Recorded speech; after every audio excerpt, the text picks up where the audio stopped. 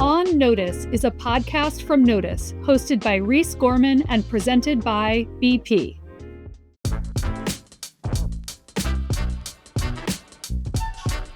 Hello, and welcome back to On Notice. I'm your host, Reese Gorman.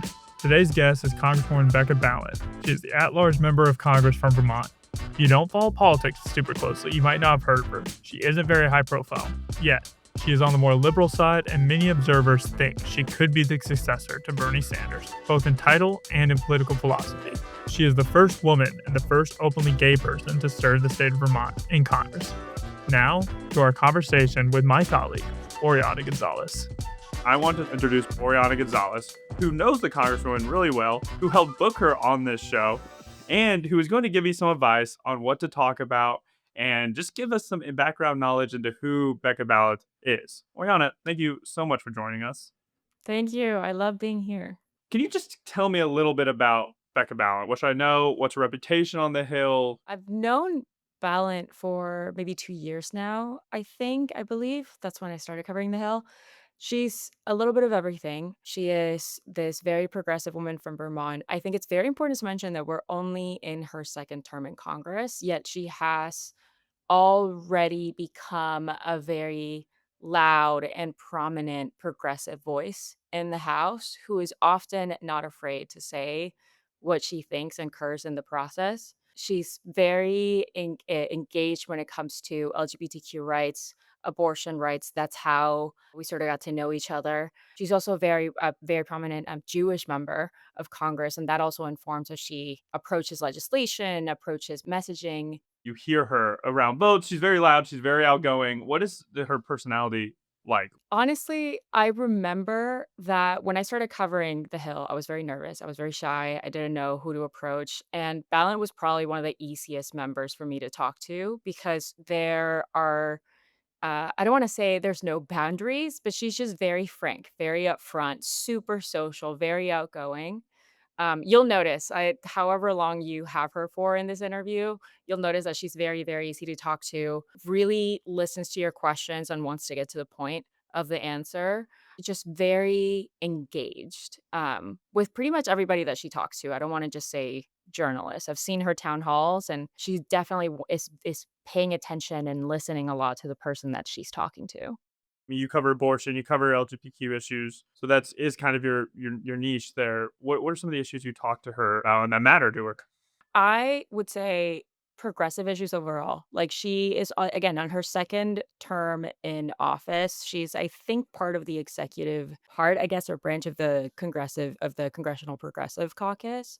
So she's very involved in general in like progressive issues. I mention LGBTQ issues in particular because everybody knows after 2024, Democrats were struggling a little bit on how to communicate around LGBTQ issues, particularly trans issues. And Balint was very judgmental of that. She thought I think she still does believe that it's unacceptable that her caucus couldn't get it together and figure out how to message for trans people. On abortion, very engaged in this. I mean, I talked to her about a lot about the Comstock Act, which people can read about on Notice, and all my stories about it. And then, honestly, the last thing that I would say on that end, and I mentioned that she's a Jewish member. She was the first Jewish member to call the Israel-Gaza war, quote unquote, genocide. And that was a very big deal. She's the first openly gay person to represent Vermont in Congress. Is that something that she brings up often? First of all, like I think it just informs very much the legislations that she decides to lead. I mentioned again, of course, she's very involved in LGBTQ stuff, and that is also very ingrained in her own identity. But yes, in terms of her bringing it up, 100%. You should actually, if there's time on the interview, you should ask her where she gets her suits. And you should also ask her about her motorcycle. She's a very short woman and she rides this huge motorcycle. And then one final thing is also she is the at-large member from Vermont, so she already won statewide twice now. Bernie's getting up there in age. He's gonna run for re-election or not. Like, I mean, he is getting old to the point where it's at least a question. Is there any speculation that Rep. Balint would like to run for his seat one day? Yes. I mean, there's this huge expectation. You can't separate her from Bernie Sanders. I think he had told Politico maybe a year ago or so that this term might be his last. So no definitive answer on his part. But the moment that happened, The spotlight went straight into Balint. It's not a secret that her name is often and maybe the only one that pops in when people think about when Bernie Sanders will eventually step down. Well, Oriana Gonzalez, thank you so much for joining us, and I appreciate you giving us some insight into who Becca Balint is before we talk to her. So thank you so much. Thank you for having me.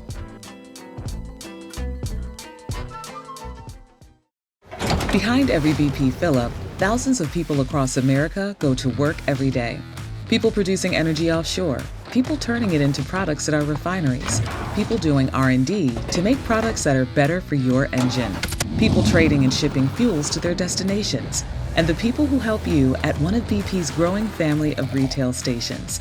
They're part of almost 300,000 jobs we support across the country. Just a few of the ways BP is investing in America.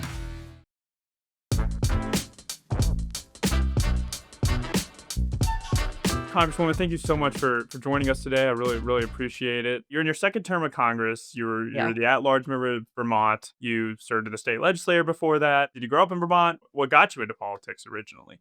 Okay, so my dad came here as an immigrant, and like a lot of immigrants, he couldn't afford to go to college. He went to college through ROTC, and he was stationed in Germany, and so actually was born on an army base in Germany where he was stationed. Grew up in the Northeast when he was done with his time in the service, and I was one of those really geeky kids that always knew that I wanted to be in politics, but I had no role models. Like no one in my family had ever done this. My parents, they didn't get it. Or like, what are you talking about? They were certainly interested, and we talked a lot around the dinner table about issues. But I would say pretty early on, I knew that I wanted to do it, but it just didn't seem possible for me. I knew when I was in high school or even like the end of my middle school years that I was gay, and I just didn't have any role models for out gay politicians except for Harvey Milk, who, for those folks listening who don't know, Harvey Milk was one of the first openly gay politicians in the country, and he was assassinated. And so the messages early on were definitely it's not safe to be out as a politician. And so, it's interesting. I have a picture on my phone that I carry with me of me in my high school. We did a political convention, and I played the role of Geraldine Ferraro, who was the first woman on a major a party ticket, and she vice presidential candidate in the 80s. And I just loved every minute of that and felt really in my element. And then just sort of reality hit, and I felt like, well, I don't even know how to begin to do this. And so I ended up having a career in education. I taught history and civics and social studies. And it was really in my 40s when my spouse, my wife, Elizabeth, is an attorney. She said, I don't want you to look back on your life and feel like you didn't do the thing that you're always called to do. And I would rather have you try.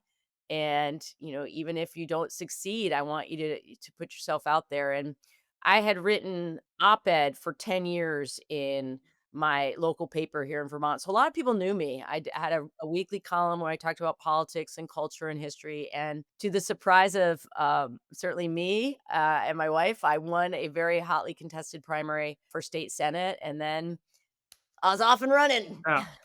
And you mentioned before how there was really no kind of openly gay political role models for you to look at, and so you didn't know if it was safe to run. At what point did you kind of talk with your wife, and then it was like, oh, I could do that, or was it just like having to wrestle with the fact that now I can do this, that there is a place for me in politics? Yeah, I'm really glad you asked this question because you want to tease out both these things. So over time, like society was changing around us, right? We had the fight here in Vermont around civil unions and civil marriage. And certainly there was a tremendous amount of gains that were made for the LGBTQ community. So that was happening simultaneously with me having the realization that I had two little kids. So when I first ran for state senate, I had a preschooler and a kindergartner. And so layered on top of okay, well, so the world is changing around me. It feels more possible to do this. The other sort of wet blanket on the whole thing was, yeah, but you've got these two little kids, and like, this is not a great time to run for office. And so it was really watching the ways in which my hometown here in Vermont was really struggling with poverty. The My kids' local elementary school had been hovering about 50% of the kids qualifying for free and reduced lunch, and then it jumped up to 70%.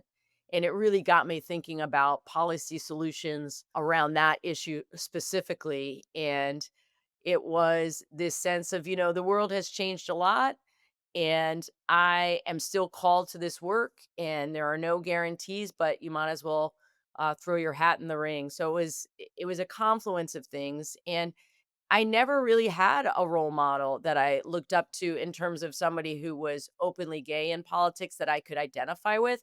But the person who has been like my guiding star, my North Star for, really living your life on purpose and being truly yourself is Shirley Chisholm. She has been my political hero my entire life. And her courage and bravery and being solidly, clear on who she was, that was really my biggest role model.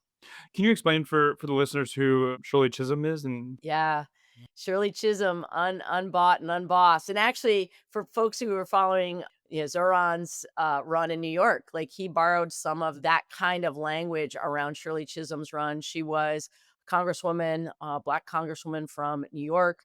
She ran a presidential campaign back in the 70s, and she was a tremendous champion for being completely authentically yourself and not being pushed around. She always talked about, I'm not beholden to the fat cats.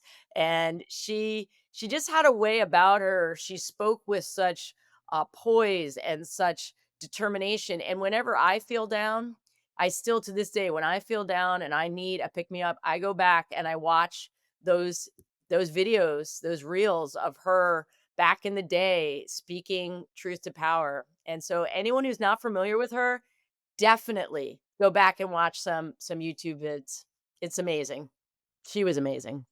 I'll definitely have to for sure. And you mentioned Mondani, and this is a little off topic, but I think it's relevant right now. I mean, he just won in New York. I mean, going to be the next mayor of the city. What do you think this speaks to? I mean, we're going from Eric Adams, who was by all means a very moderate Democrat. He was not progressive, and then we are now going to Zoran Mondani, who is extremely progressive. I mean, Bernie Sanders is out there for him. Alexandria Ocasio-Cortez was out there, and he really ran on these progressive issues. What do you make of his victory? What does it say about kind of where the party is as a whole, and then also just what voters care about that they voted for someone like Zoran Mondani? People are really struggling. And I taught history for years. Like we are in a second Gilded Age. And again, for listeners, if you don't know what we mean by that, when you go back 100 years, when you had this gross economic disparity, we're in that same situation. And it is clear that any candidate within the Democratic caucus, from the progressives to the blue dogs, they have to be talking about an affordability agenda right now because people do not have confidence that their kids or their grandkids are going to be better off than they are. And so, in terms of like the kind of issues that he was talking about, like the perfect example when you look at the halal cart, right? Like, do you want to pay $7 for halal or do you want to pay, $10? Like, it is just like, it's not affordable, period. And it is clear to me that the style of the campaign, and by the style, I mean he absolutely made New Yorkers the stars of his campaign. It was about them, it was about their experiences. That is, again, something that can and should be adopted by everyone who's running on my side of the aisle. You've got to adapt that populist message around affordability to your constituents. Like Vermont is not the same as Western Michigan, is not the same as, districts in Florida or in Ohio. So we have to give people within their districts the latitude to figure out how to make the best case. But I think it's just not affordable to live anymore in this country, whether it's healthcare, whether it is your groceries. Certainly in Vermont, we have a terrible housing crisis. It's not particular to Vermont. And so this should be the heart of the campaigns that we're running. And it was super exciting for a lot of young people in New York. And also, I think there are different styles that will also capture the young vote, because certainly in New York it was Zoran. But if you look at the crosstabs on how Spanberger did and how Mikey Sherrill did in their races, they also captured a lot of the youth vote, and they're different politicians for sure. I think on that note too, the president's deputy chief of staff, James Blair, who helped run his campaign, also did a debrief in an interview about these campaigns where he basically says, like, if you look in New York, Zoran literally just focused on affordability. That was his thing. You look at Mickey Sherrill. She was like, that's what she did. She was focused on affordability. That stuff was too expensive. Absolutely. And two things came to mind while you were talking. One, like you look at this interview that the president gave with CBS. He's like, well, everyone's 401ks are doing great. It's like, not everyone has a 401k. Like they completely out of touch, right? And it's that sense of, oh, well, the people around me are doing great, So that's not a winning issue for most people. The other thing is that, yeah, they went in the race in Virginia, they went hard on beating up on trans people again. Trans people are not responsible for the fact that you can't afford your eggs. Like it just like, and people aren't stupid. They really aren't. And I feel like that was the other thing, that they have been treating their own base as if they can't trust their own eyes on prices. And that's not a winning, it's not a winning strategy. Behind those warm and cozy nights at home, thousands of employees at BP go to work every day. People producing more U.S. natural gas. People building grid-scale solar capacity.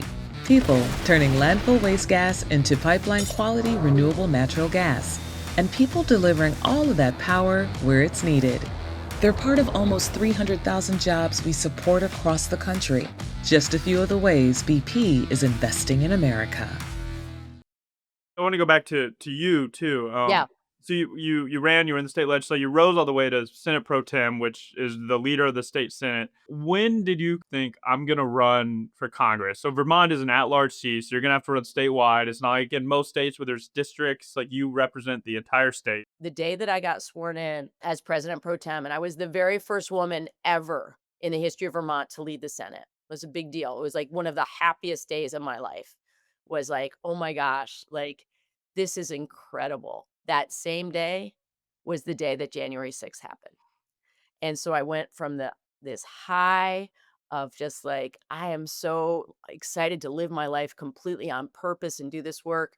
And then was sitting in my office in the State House, and it was COVID. So actually it was most of the work that we were doing was online, but I was in the building. The lieutenant governor was in the building. The speaker of the house was, but other than that, it was this big rattly old building. And the security guards in Vermont said, I need you to go in your office. I need you to turn on your computer and see what's going on. We don't know what this means for the safety of our Capitol.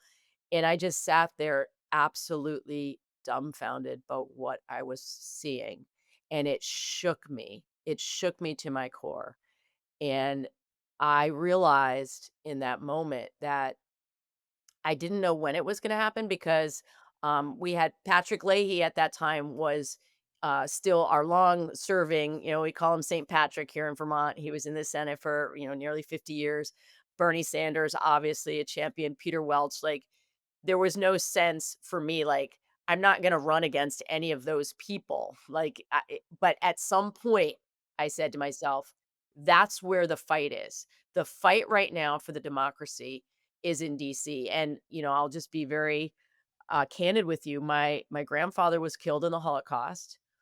I know what authoritarian tendencies look like. I know how the story ends. It doesn't end well. And I thought, well, if there's an opening, then I'm going to throw my hat in the ring. And it was just this deep, deep feeling of like, the democracy itself is in danger because of the way that Trump showed up in his role. And I knew it would take a long, long time to undo the damage. So that was the moment for me. And when you ran, what was kind of that statewide campaign like? I mean, you had run in a local legislative seat. You've run up, and you were also, I mean, you're the first openly gay female to represent Vermont. What was that like? What was running a campaign? Obviously, there's a big difference between running a statewide campaign and running a state legislator campaign. It was one of the most brutal years I've ever had in my life. because I was trying to run the Senate while also running for Congress. And both of those are full-time jobs. And it was some of the hardest work I've ever done, and was utterly and completely exhausted by the end. And we were not favored to win. My team was not favored to win because the lieutenant governor had more name recognition. And oftentimes people do vote on name recognition alone. And we made a decision that we were going, their strategy was going to be to get me in front of as many people face to face as we possibly could. And that's what we did. We ran an old fashioned retail politics, get me in as many rooms as possible so that people could ask me anything. They could see who I was. We really banked on the fact that all my years of teaching, it makes me very comfortable in front of a group. Cannot face middle schoolers every day without you understanding the importance of being genuine and really, being fully present with people. And so that's what won us the election, was being able to show up even in a small room full of people or a big hall, just like, ask me anything. What do you want to know? This is who I am. This is the work that I've done. And we ran on a campaign, which I was saying to a friend this morning. I was talking to her. I said, I feel vindicated that I ran on a campaign. My slogan was courage and kindness. And people told me, you can't run on that.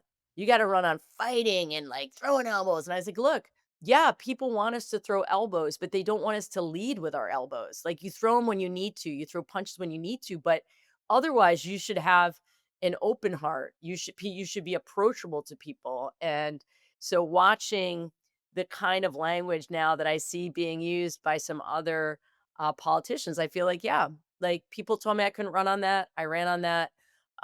It worked. People, it resonated with people. And a lot of my own supporters were very concerned that I would not be able to win a statewide race because I was gay. Even in Vermont, we had never had openly gay politician at that level. When I shot my first commercial, my wife was in it, my kids were in it. I was not going to hide it. And people said, that's a mistake. Don't put it out there. Nobody wants it in their face. I was like, look, well, my whole thing is being authentic and genuine. And if I'm hiding my family, like, do you not see like that that's not going to work? And also, I refuse to do that.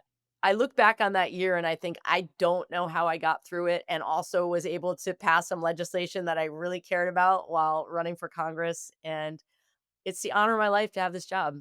How does your personality kind of play into being a member of Congress? Do you think it's like helped also? I mean, you've risen in the ranks in the Progressive Caucus. You've really kind of made yourself into the. I mean, you are like a rising star in the party. Like, Thank you. It's kind of you to say. Thank you. where do you think the personality helps there? Yeah, it's a couple things. Okay. I read voraciously. Okay. I start my day reading about an hour a day. I make myself focus on big ideas. And it's, some of it's politics, some of it is culture, some of it is sociology, behavioral science, all of this stuff. And I'm informed a lot by the books that I read. And I was absolutely intrigued by a book that I read called The Power Paradox. It's written by a researcher at the University of California. He talks about how power works and operates, and he identifies power as being, the ability to influence people in positive ways, essentially, to change their lives for good. So his name is Dr. Keltner, and he identifies the different personality traits, essentially, in leaders that draw people to them. And I was so intrigued when I read the books. I was like, oh, I am hardwired for these things. Like, I am an enthusiastic person. I am curious. I am somebody who really wants to understand the people in front of me. I love people. And the paradox that he talks about is, the more power you gain as a leader, the more likely you are to lose those qualities, that you become more self centered. You stop being curious about other people and only curious about yourself. It is something you have to be vigilant about.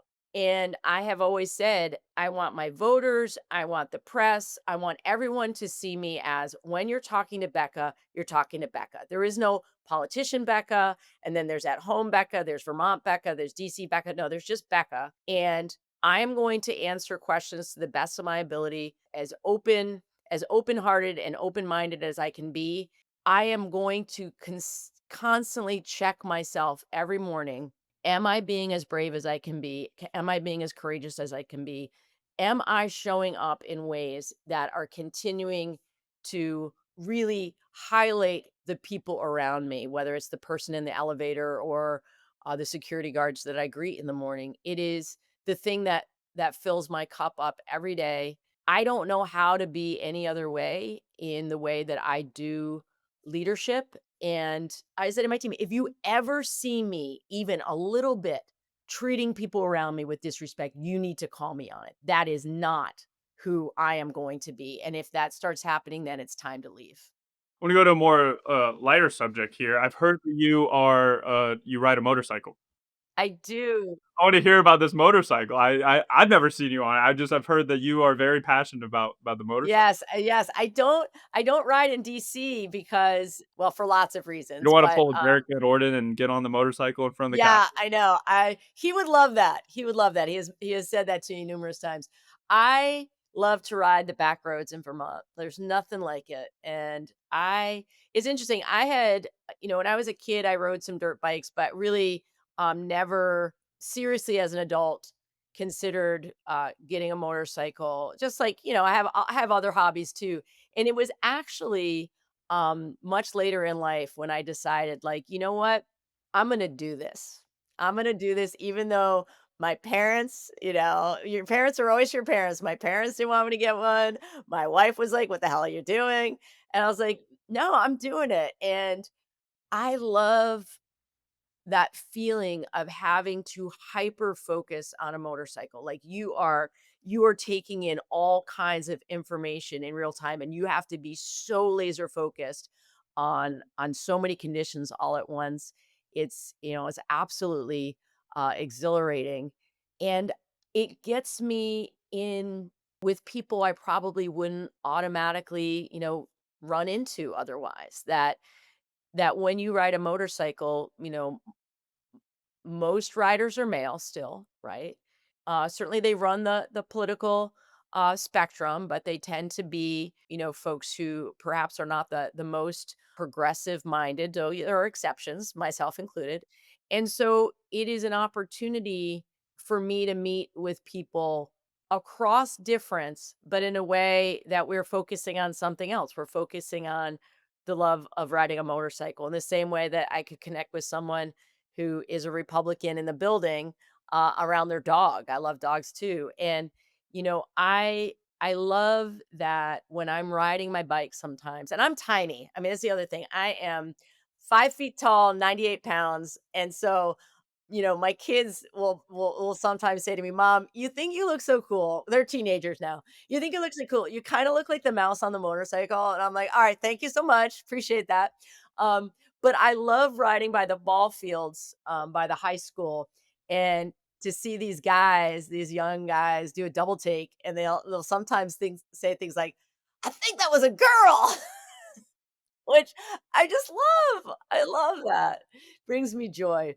Do you ever have your kids ride in the sidecar when you're taking them to school or Yeah, my son has ridden in a couple times, but my wife doesn't love that.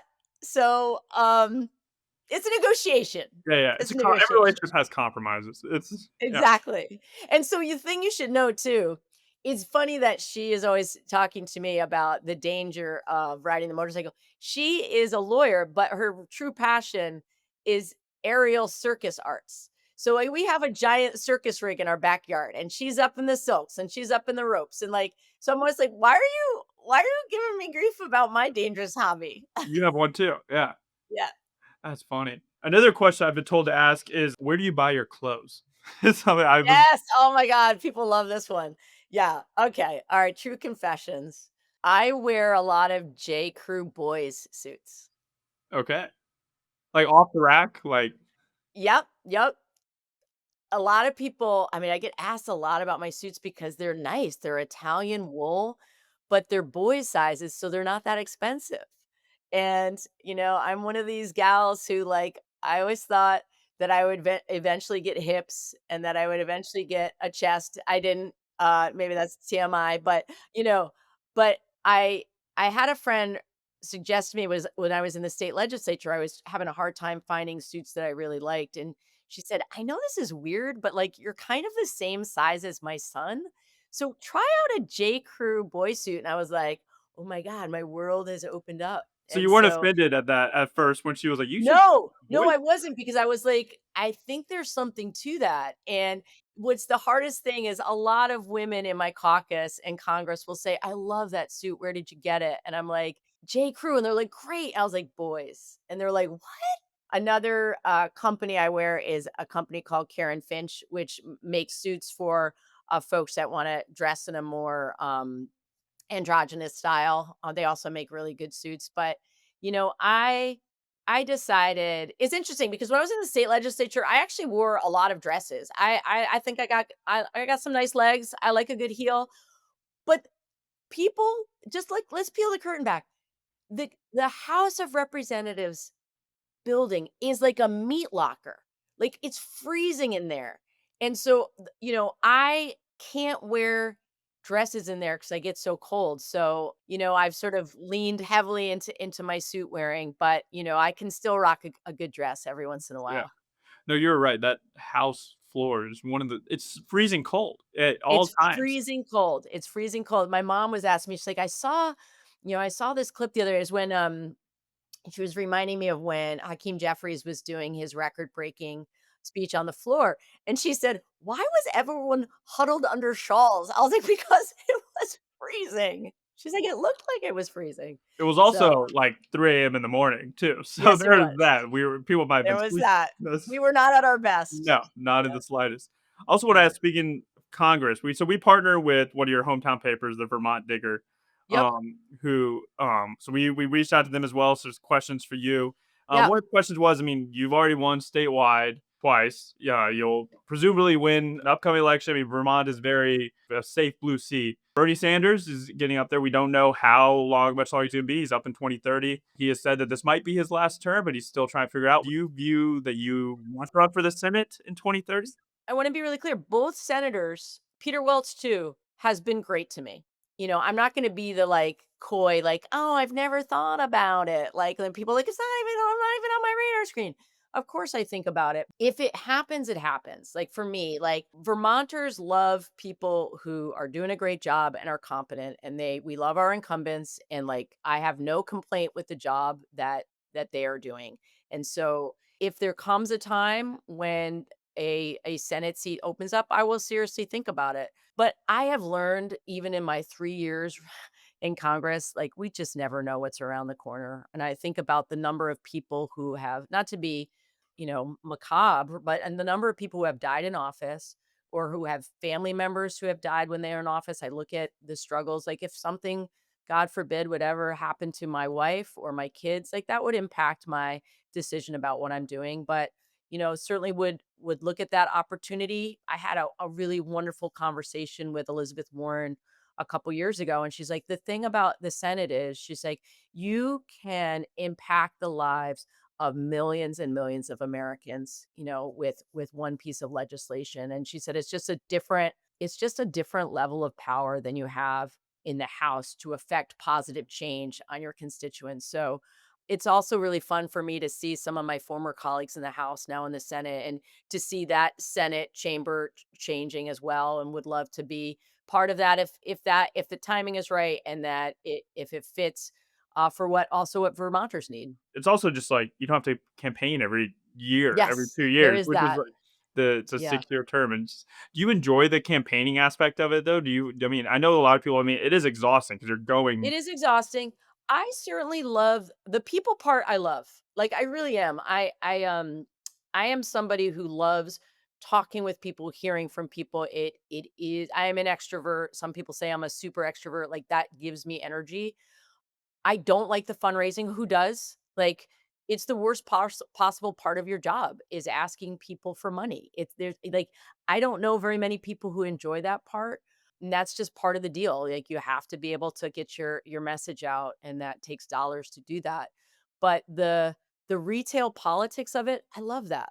I love it because I learn something every single time that I am in a room full of Vermonters who give me a different perspective on something. And it's always interesting. Essentially, I have an 18-year-old son, and he sometimes will follow. He loves sort of just seeing what I do, and sometimes he'll just shadow me and like go to meetings. He's like, one of the things that I love about your job, mom, is like you're learning all the time. Like one day you're meeting with veterans in Vermont about the issues around xylazine. The next day you're talking with a developer about a housing project, and he's like, you're constantly learning new things. I said, yeah, it's one of the things that I love about it too. And that happens on the campaign trail as well, not just once you're in the position. So as long as I still have my curiosity, I think I will enjoy the running for office. But as you said, like running every 2 years is exhausting, but it's also a means for people to have accountability, and that's a good thing.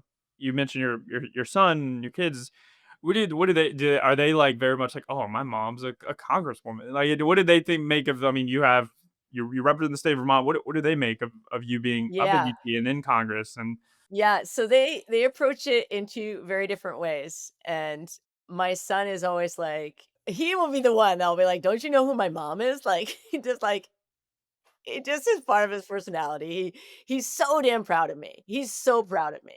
And my daughter is proud of me too, but she will often say, "Please, can you not walk me to school?" Or like, "Everyone knows who you are, mom." Or, if I'm campaigning in my campaign side, she's like, "Can we take the other car to school, please, mom?" Like, just like she doesn't want anyone to think that she's so I love this little peanut. She's just like, I don't want anyone to think that I think I'm special because of who you are.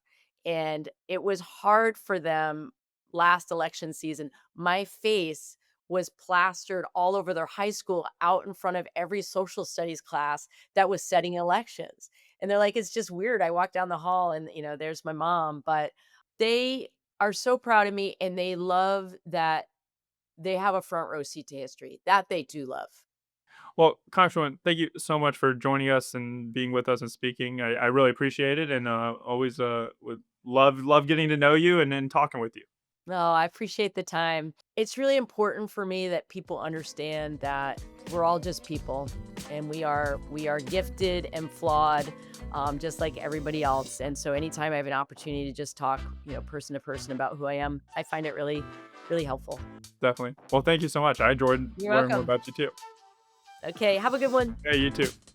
On Notice is a production of Notice, and it's hosted by me, Reese Gorman. This show is produced by Notice and the team at the Podglomerate. Special thanks to Kate Nocera and Justin Pellegrini.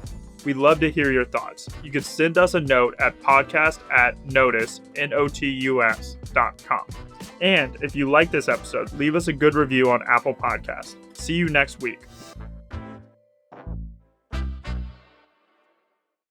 Behind the delivery trucks that keep your life stocked, thousands of employees at BP go to work every day.